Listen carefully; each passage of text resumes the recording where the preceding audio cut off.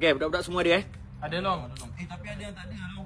Tapi tak apa, kita orang dah pacak kamera ni untuk video. Ni, nanti bagi tahu kat budak-budak kita Boleh long. Okay, Alun nak cakap sikit dengan korang. Waalaikumsalam. Ada. Duduk dulu, Alun nak cakap sekejap. Oh, boleh, tahu dah.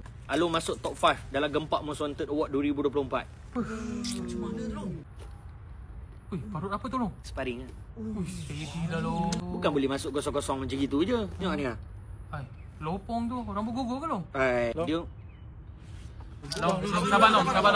Bawa mengucap. bagi Alun cakap je. Ah. Okay, nak undi dia, korang klik link dekat bio Alung. Korang cari Digital Creator Entertainment. Nombor 3, Alung berada di situ. Korang letak 30 undian ataupun 50 undian, hempuk terus.